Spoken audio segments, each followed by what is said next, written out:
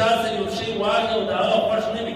حلال دی او که نه ولې په شریعت کې په حدیث شریف کې راځي د یو چا څه د هغه بغیر طب نفس شی اخیستل که هغه طرف کې دا جایز دی عطر برابر کړه عطر ما ته راکړه ګوره په خوله نشي درته وایم په زړه کې خوښه نه وي دا عطر خو راکړه د نن خو داسې غم دی سړی د چا نه داسې شی راکښوي تسبیح راوکړې ته دا تسبیح خو ما ته راکړه ګر ته بس مانګو جوړ شي موږ ته به ډاکټر عبدالرزاق سکندر صاحب وایي الله دې قبر د نوره ډکه و مانګو نه بنو مانګو نو چې ته وایي دا مستل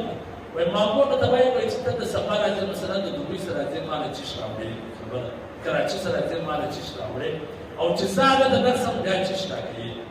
دو خوا هم شی غواړي د دې خوا دوسې هم شی غواړي نو دا کوم خلک چې د یو چا څه ښه شی ولي چې خولې ولي دا خوراک خولې ولي دا خوراک پټې ولي دا خوراک ته وینې دا ګړۍ خوراک هر شی د دې کوي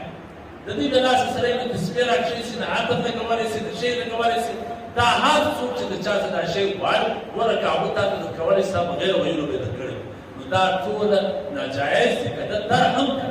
دا ځینې ځینې ښه سړی شیخ صاحب دی د چا سره هغه زما ته یې وویل د شي تسبیح په لاس کې و هغه ته وایي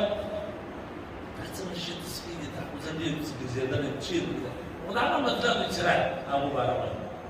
هغه باندې دی بابا دی ورنو ته به مې راته ویلي ما ونه کسبه نو دا په شریعت کې جایز نه دي چې ته دا ورته وایي یاره دا چیرې پیدا کېږي چیرې پیدا کېږي خپل بازار پیدا کېږي خو د هغې مطلب چې ته یې داسې غواړې هغه خوراکۍ نو بالا د خاطر نشي تېری دی تا دغه شی دی نو داسې هر شی باید د چا څه ونه غواړي که در هم کې لا هم درته جایز